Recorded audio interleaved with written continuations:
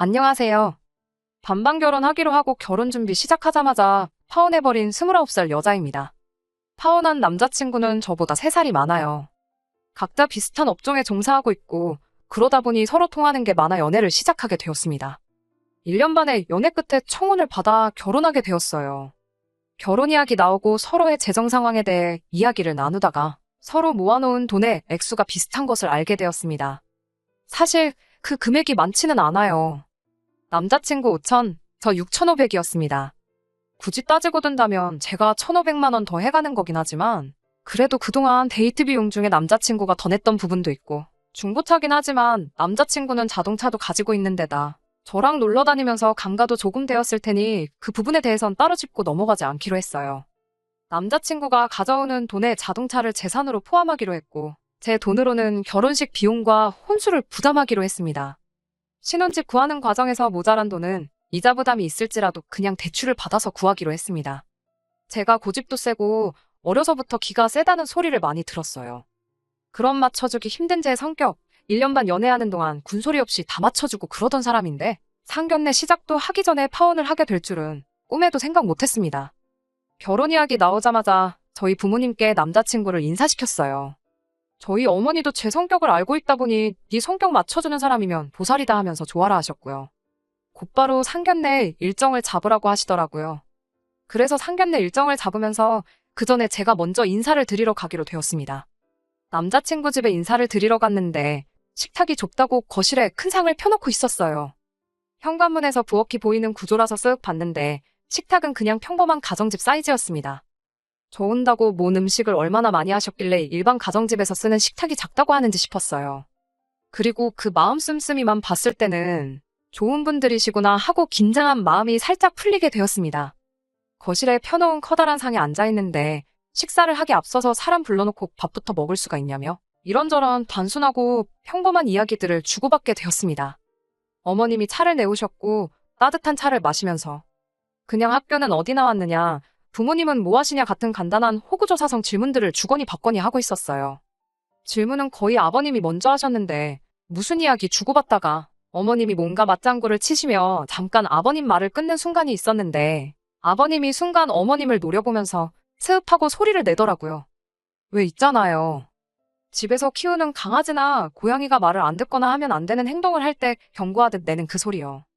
보통은 사람이 사람한테는 잘하는 소리가 아니다 보니 저도 잠깐 놀랐는데 그때 눈에 들어온 게 있었으니 어머님이 아버님 옆에 앉아있기는 한데 무릎을 꿇고 앉아 계셨어요.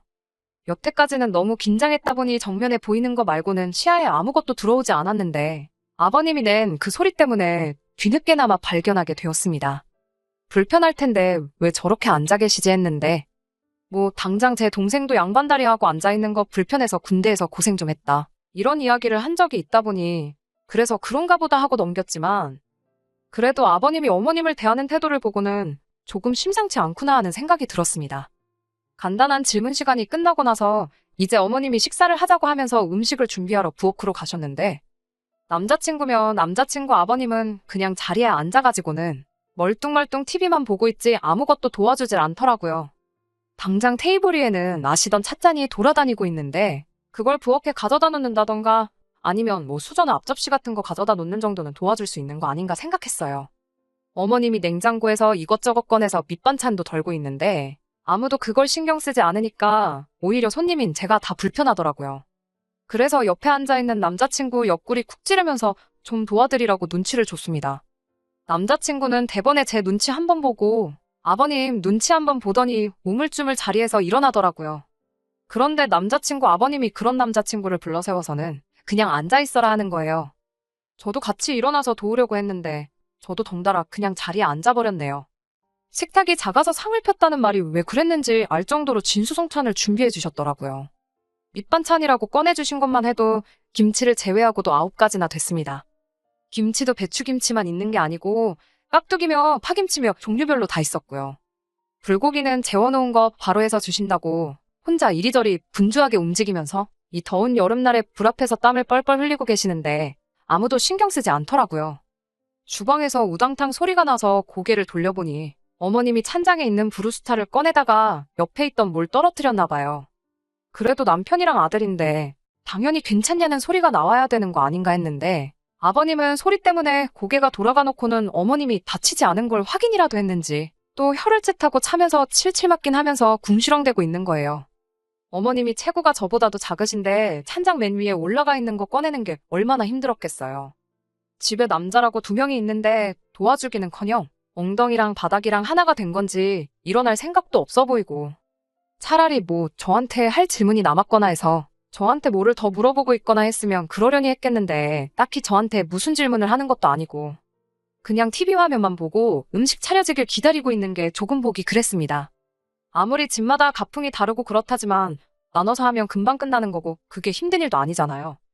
음식하는 거야 솜씨의 영역이니까 어머니 혼자 하는 걸 두고 뭐라 할 수 없지만 준비하는 게 손맛이 필요한 것도 아니고 저희 집이랑 분위기가 너무 다르다 보니 적응이 되지가 않았습니다. 어머님 혼자 오며 가며 하면서 힘들게 꺼낸 브루스타 올려놓고 미리 해놓으신 두부전골 가져와서 올리고 밑반찬에 앞접시며 수저며 전부 다 혼자 하시더군요. 전골이라 냄비도 꽤나 무거울 텐데 아무도 도와줄 생각이 없는 걸 보니 참 놀랄 노짜였습니다. 이럴 줄 알았으면 그냥 밖에서 뵙자고 할 걸. 결혼 허락 받는 게 꼭 집에서 하라는 법도 없는데 당연히 집에서 보기로 정했나 싶고 괜히 제가 죄송스럽기까지 했네요. 아무튼 이래저래 식사 준비가 끝이 나게 되었고 어렵게 식사를 시작하게 되었습니다. 식사하는 도중에 아까 방금 전 남자친구 어머님이 아버님이 쓱 하고 눈치를 준다고 대화하다 끊었던 화제를 두고 어머님이 저한테 다시 못했던 질문을 하셨어요. 식사하면서 저도 물어보는 질문에 대해 이래저래 대답하면서 대화를 나누고 있는 와중이었는데 아버님이 난데없이 어이 하고 팔을 뻗어서는 어머님 얼굴 앞에다가 국그릇을 가져다 대더군요. 어머님은 그걸 또 자연스럽게 아버님이 내민 국그릇을 받아들어서는 두부전골을 떠서 주는데 식탁이 작아서 큰 상을 준비했다고 해도 식탁보다 조금 더 클 뿐이지. 무슨 조상님 제사상만한 상도 아니었거든요. 게다가 전골은 밥상 딱 정중앙에 위치해 있고 상석인 아버님 자리에서 제일 가까운 데다가 국자도 냄비에 같이 들어있었는데 심지어 저랑 한참 대화를 나누고 있던 와중이었는데 기어이 그 국물 좀 떠달라고 밥그릇을 내미는 걸 보니 말도 나오지 않았습니다. 계속 머릿속으로 우리 집 아니다, 우리 집 아니다, 남의 집이다 하고 대수롭지 않게 넘기려고 노력했습니다. 제가 뭐라도 된다고 솔직히 밑반찬 9가지의 전골에 불고기까지 솔직히 준비하는 거 보통 정성이 아니잖아요. 식사 준비할 때 꼼짝도 않는 걸 봐선저거 준비하는 동안 안 도와줬을 거 안 봐도 뻔했는데 국이 싱겁니 불고기가 짜니 불만은 또 어찌 그리 많은지. 여태까지 꼬라지를 보면 당연한 소리겠지만 식사가 끝나고 나서도 남자친구나 남자친구 아버님은 엉덩이를 바닥에 접착제라도 붙여놓았는지 꿈쩍도 않고 멀뚱멀뚱 앉아 있었습니다. 제가 먹은 그릇 정도는 제가 직접 치워도 되지 않겠나 싶어서 먹은 그릇 모아서 싱크대에 가져다 놓는데 한참 정리하느라 바쁜 어머님한테 남자친구가 또 한마디 하더군요. 엄마, 나 물 줘. 하면서 물을 찾는 겁니다. 어머님이 물을 어디 숨바꼭질 한다고 숨겨둔 것도 아니고 버젓이 정수기에 컵만 가져다 대면 나오는 걸 가지고 자리에 앉아서 꿈쩍도 안 하면서 어머님한테 그걸 시키는 거예요. 어머님은 또 대수롭지 않게 컵에 물 받아서 남자친구 가져다 주고요. 밥상 정리도 끝나지 않았는데 남자친구 아버님이 밥 다 먹었으니 과일 좀 깎아서 내오라고 명령조로 말하는데 어머님은 거기다 대고 내내하고 대답하더니 밥상 정리 다 하고 또 거기서 과일을 준비하기 시작하더라고요. 과일 준비하고 나서 남자친구 어머님은 혼자 식탁에 앉아가지고 그제서야 숨 좀 돌리시는 건가 싶었는데 과일 껍질 벗겨내고 붙어있는 자투리를 살살 발라내서 그걸 드시고 있는 겁니다. 멀쩡한 것들은 이미 남자친구랑 아버님한테 가 있고요. 가부장적인 집에서 얼마나 힘든 삶을 살아오셨나 싶어서 제가 어머님한테 힘드시죠 하고 물었어요. 그런데 여태까지 남자친구 아버님이 부리는 갑질에도 대꾸 한마디 없으시던 분이 표정이 바뀌시더니 이게 힘들긴 뭐가 힘드냐고 하는 겁니다. 이게 다 내조라고 하면서 여자가 잘해야지 집안이 기강이 서는 거라고 하면서 행여나 우리 아들하고 결혼하면 우리 아들한테 집안일 시킬 생각은 하지 말라고 하더군요. 여자는 모름지기 살림에 충실해야 한다고 나가서 돈 얼마 벌어와봤자 어차피 애 낳고 나면 애 키워야지 않겠냐고 괜히 그 몇 푼 안 되는 돈 벌겠다고 나대봐야 가정이 잘 돌아가지 못한다고 저한테 엄중한 경고를 하는 겁니다. 당신 오늘 하는 거 다 받지 않느냐고. 앞으로 살면서 감정 상할 일이 한두 가지가 아닌데 다툴 일이 생겨도 남자가 져주는 것보다 여자가 져주는 게 더 쉽다니. 가정이 화목하려면 여자는 필요할 때면 벙어리로 살고 장님으로 살고 그래야 한다는 거예요. 몇 시간도 안 되는 시간 있으면서 가부장적인 남자친구 집에서 어머님 혼자 고생하시는구나 생각할 필요조차 없었던 겁니다. 남자친구 어머니는 이미 종로를 식모노릇 하면서 사는 삶이 당연하다고 납득하고 살고 있는 듯 했고, 나아가서는 그런 삶을 저도 당연히 살아야 된다는 식으로 강요하기까지 시작한 거예요. 아들 자식이나 남편인 아버님한테는 찍소리도 못하고, 국 떠달라면 국 떠주고, 물 가져오라면 물 떠다 주고 하시던 분이, 그래도 얼마 뒤에는 며느리가 된다고 저한테는 구구절절 이런저런 소리를 다 하더군요. 결혼하면 하루빨리 직장 그만둘 생각하고 아들 내조할 생각부터 해라. 애가 입맛이 까다로워서 밥도 같이 한 거 아니면 안 먹으니 혼수로 밥솥은 살 필요 없겠다 하면서 반찬도 이것저것 많이 해주신 게 저 먹으라고 해준 게 아니고 솜씨 자랑하려고 해줬던 것도 아니었어요. 오늘 먹은 것들이 다 우리 아들이 잘 먹고 좋아하는 반찬들이라고. 국은 아무거나 해줘도 다 잘 먹으니 식사 때는 꼭 국 하나에 반찬 3개씩은 해서 챙겨주라는데 솔직히 너무 당황스러워서 대답도 나오지가 않더라고요. 그리고 그때 이 집구석에 며느리로 들어오는 게 내 창창한 팔자를 내 손으로 다시는 풀을 수도 없게 꼬아버리는 거라는 확신이 들었습니다. 그냥 이 지옥 같은 시간이 빨리 가면 좋겠다고 마음속으로 기도만 하고 있었습니다. 결혼하면 남편 하나만 바라보고 살아야 되는 거라고, 앞으로 친구도 만나지 말고 남편 부담스럽지 않게 친정과도 연락을 줄이라는 말에도 영혼 없이 대답만 하면서 넘기고 있었는데, 당신 힘들게 살아온 종로로 식모살이를 그대로 저한테 대물림을 시켜주려는 건지 이야기가 끝나지 않았어요. 듣다가 결혼하면 이제 시댁 식구가 되는 거니 되도록 친정 멀리하고 죽어서도 시댁 귀신이 돼야 한다는 이야기가 나왔을 때 결국 터져버려서 자리 박차고 일어나서 그냥 이 결혼은 못하겠다 말하고 황급히 남자친구 집에서 뛰쳐나왔습니다. 그래도 어른들 계시는 자리라고 어떻게든 그 자리에 붙어 있으려고 노력했는데 계속 내내거리고 대답만 해봐야 저만 계속 우습게 보이겠거니 싶더라고요. 그래도 남자친구라고 제가 갑자기 폭발해서 뛰쳐나가니 갑자기 왜 그러냐며 저를 잡으러 오더군요. 그걸 말해줘야 아느냐고 말했는데 남자친구는 말 안 해주면 자기가 어떻게 아냐며 되려 성질을 부리네요. 진짜 몰라서 그러는 것 같아서 남자를 무슨 안을 모시듯이 떠받드는 집에서 자란 외동아들하고 결혼하는 건 아무래도 아닌 것 같다고 딱 잘라서 이야기를 하니 남자친구는 뭘 그런 걸 가지고 그러냐며 대수롭지 않게 넘기려고 하더군요. 아버지가 좀 보수적이고 찔러도 피 한 방울 나지 않을 것 같은 건 자기도 알고 있다고 하더군요. 하지만 글쎄요. 처음에는 아버님이 너무하긴 했지요. 그런데 제가 아버님하고 결혼하는 게 아니잖아요. 집안 분위기가 보수적이고 가부장적이고 솔직히 제가 남자친구 부모님 모시고 살 것도 아니니까요. 그리고 남자친구한테 어머님이랑 단둘이서 아주 잠깐 동안 사이에 나눈 이야기 때문에 이 결혼 못하겠다고 결정한 거라 말했습니다. 당신 어머니처럼 살고 싶은 생각은 눈꼽만치도 없다고. 식모살이 대물림 받는 게 뭐 좋은 거라고 꾸역꾸역 결혼해서 내 팔자 내가 꼬아버리겠냐고 말했어요. 그러니 남자친구가 한숨을 땅이 꺼져라 푹 쉬면서 한다는 소리가 아주 가관이더군요. 지금이야 그렇게 사는 인생이 싫겠지만 어차피 결혼하고 그러면 당연히 우리 사이에 아이가 생기지 않겠냐고. 아이 생기면 자동적으로 그렇게 될 거랍니다. 애는 엄마가 키워야 하니 그때 가서는 회사도 그만둬야 할 텐데. 지금은 우리 엄마가 한 말이 이해가 안 되고 납득할 수 없겠지만 나중 가면 그게 당연한 거라고 하더군요. 어차피 전업주부가 되면 너가 다 해야 할 일들이고 틀린 말이 하나 없는데 뭐가 문제냐는 겁니다. 그리고 자기는 아버지랑 달라서 집안일 하는 것도 좋아하고 힘든 것들은 다 도와줄 거라고 하더니 너 전업이 뭔 말인지는 알지? 라고 재차 저에게 확인을 하듯 질문을 던지더군요. 어차피 애 태어나고 집에 있게 되면 너가 도맡아 할 일이고 애 키우면서 살림하고 바쁘면 친정에도 자주 못 가고 그렇게 되는 거라고.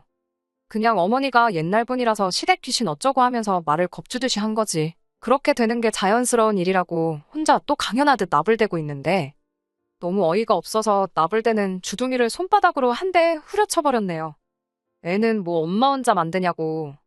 아이가 엄마 품에서 크는 것도 맞지만 아빠 품은 없이 키울 거냐. 부모 품에서 크는 게 자식이지 않냐고 한마디 해줬네요. 전업주부 하는데 나는 전업주부 할 생각도 없고 내 경력 유지할 거라고. 그리고 애초에 우리 꼴랑 1억 가지고 시작하는 거나 마찬가지인데 어디 뭐 반지하에서부터 시작하려고 그러는 거냐고 했습니다. 네 월급 외벌이로 대출이자의 생활비며 네 말대로 곧 태어난다는 자식들 교육비에 우리 노후까지 감당이나 되겠냐고 했어요. 대출이자의 생활비만 해도 모자랄 월급 가지고 전업주부니 뭐니 떠들지 말고 당장 주제 파악부터 하라고 했네요. 집안일 도와주겠다는 말부터 입에 침이나 바르고 거짓말 하라고 했습니다. 당장 엄마가 밥 차려서 입안에 떠넣어줄 때까지 꿈쩍도 안 하고 있던 게 뭔 집안일이냐고. 차려준 밥 다 처먹고 나서 엄마한테 물 떠달라는 놈이 집안일 도와주겠다는 소리를 하고 있냐고 했습니다. 결혼 허락받으러 온 날에 파혼까지 결심했는데 그게 오로지 너네 부모님만의 문제겠냐고 했어요. 오늘 너네 부모님이 무슨 행동을 하고 무슨 말을 했건 간에 너가 나한테 확신을 줬다면 이 결혼 나도 긍정적으로 생각했을 거라고. 부부 사이에 믿음이 중요하다는데 너는 믿음은커녕 오히려 인간 밑바닥의 끝을 보여줬다고 쉴 틈 없이 쏘아붙였습니다. 그러니 남자친구도 제 말을 하나하나 듣다가 얼굴이 점점 시뻘개져가지고 세상이 어디 네 뜻대로 돌아가는 줄 아냐고. 예로부터 남자가 돈 벌어오면 여자가 살림하고 애 키우고 하는 게 세상의 이치라고. 너야말로 주제 파악 못하고 생각머리 고치지 않으면 평생 결혼은 물 건너간 거라고 저한테 악담을 퍼붓더군요. 누가 할 소리를 하고 있냐고 어디 한번 평생에 걸쳐서 찾아보라고 했습니다. 시어머니한테 바톤 넘겨받아서 아들 밥 챙겨주고 뒷바라지 해주려고. 자기 인생 던져버리고 너한테 시집을 여자가 어디 있겠냐고요. 제 뒤로 뭐라뭐라 혼자 떠들던 남자친구 뒤로 한 채 저는 그냥 집으로 돌아왔습니다. 집에 돌아오니 어땠냐고 어머니가 궁금해하시길래 그냥 그날 있었던 일 하나도 빠짐없이 싹 다 이야기해줬어요. 어머니는 놀라서 말도 잇지 못하고 헛웃음만 지으시더라고요. 요즘 세상에도 그런 집이 있냐고 어머니도 평생을 살면서 그런 사람들은 처음 봤다고 하시더라고요. 그나마 다행인 건 결혼 준비가 더 진행되기 전에 미리 알고 파혼하게 돼서 다행이라고 조상신이 도왔다고 하시네요. 정말 조상신이 도와준 건지는 모르겠지만 어쨌든 딱 봐도 이게 똥인지 된장인지 확실하게 구분이 되는 상황에서 굳이 찍어 먹어보지 않고 빠른 결정 내리길 잘했다는 생각이 듭니다. 저녁 돼서 남자친구한테 바로 문자가 왔는데 뭐 자기가 잘하겠다는 말만 하지 구체적으로 어떻게 하겠다는 말은 하나도 없었거든요. 잘한다는 말 믿고 결혼했다가 평생 후회할 일 있냐고 앞으로 볼 일 없으니까 구질구질하게 연락하지 말라고 했어요. 거기서 전화 끊고 딱 쿨하게 끝냈으면 좋으련만 제가 구질구질이란 단어를 꺼냈다고 걸고 넘어지면서 성질을 부리길래 지금 누가 누구한테 성질을 부리는 거냐고. 그 나이에 여태껏 모은 전재산 5천만 원 가지고 어디 한번 평생 조선시대 방불케 하는 꽉 막힌 집구석에서 오매불망 남편 퇴근만을 기다리며 밥 해주고 뒷바라지 해주고 하늘처럼 떠받들어줄 그런 사람 실컷 찾아보라고 속 시원하게 한마디 해줬습니다. 나는 나대로 내 인생 살 테니까 신경 끄고 잘 살라고요. 그래도 속에 있던 말 남김없이 싹 다 내질러버려서 후회는 없습니다. 아직도 누가 파혼에 대해 저에게 물어본다면 속 시원하게 한 점 후회도 남지 않는다고 자신있게 대답해 줄 수 있을 것 같네요. 끝까지 들어주셔서 감사합니다. 오늘의 사연은 여기까지입니다. 구독과 좋아요, 알람 설정 부탁드리고 더 좋은 사연으로 다시 찾아뵙겠습니다. 감사합니다.